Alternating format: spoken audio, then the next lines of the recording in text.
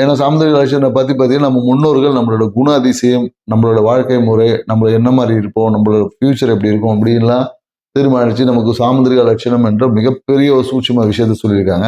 அதுல இன்னைக்கு பார்த்தீங்கன்னு வச்சுக்கீங்களேன், நெற்றி நெற்றியில ஒரு சுருக்கம் சொல்லுவோம் இல்லையா? நெற்றியில வந்து இப்படி கண்களை உயர்த்தும் போது நெற்றி அதை நம்ம கோடுகள்னு சொல்லலாம்.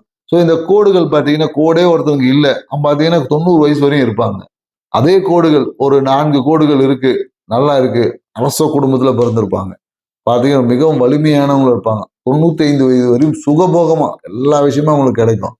அந்த கோடுகள் அப்படியே எக்ஸ்டெண்ட் ஆகி இந்த முடி வரையும் இருந்தாங்கன்னு வச்சுக்கோங்களேன், அவங்களுக்கு 80 வயசு வரையும் இருப்பாங்க அவங்க.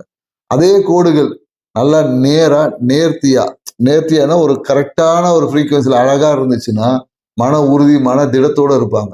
அதே கோடுகள் அப்படியே விலகி, விலகி கட்டாய், கட்டாய் ஒரு இர்ரெகுலரா இருந்துச்சுன்னு வச்சுக்கங்களேன், அவங்களோட எண்ணங்கள் வந்து சீரா இருக்காது. எண்ணம் வந்து ஒரு குழப்பமான மனநிலை, ஒரு கிரிமினல் தாட்ஸ் இந்த மாதிரியான விஷயங்கள் ஏற்படுறதுக்கான வாய்ப்பு இருக்கு. அதே கோடுகள் ரொம்ப குறுகி இருந்துச்சுன்னா, அவங்களுடைய ஆயுளில் கொஞ்சம் கவனம் தேவை. உடம்புல நோய்கள் கொஞ்சம் வருவதற்கு வாய்ப்பு இருக்கு. அவங்க உடல்நிலையை கொஞ்சம் மேன்மைப்படுத்திக்கணும். ஸோ இந்த கோடுகள் 5க்கு மேல 6 எல்லாம் கிடக்குதுன்னா, அவங்க ஒரு 50 வயசு வரையும் இருப்பாங்க. அவங்களுக்கும் நிறைய பிரச்சனைகள் இருக்கும். அவங்க அதை சீர் பண்ணிக்கணும். இவ்வளவுதான்.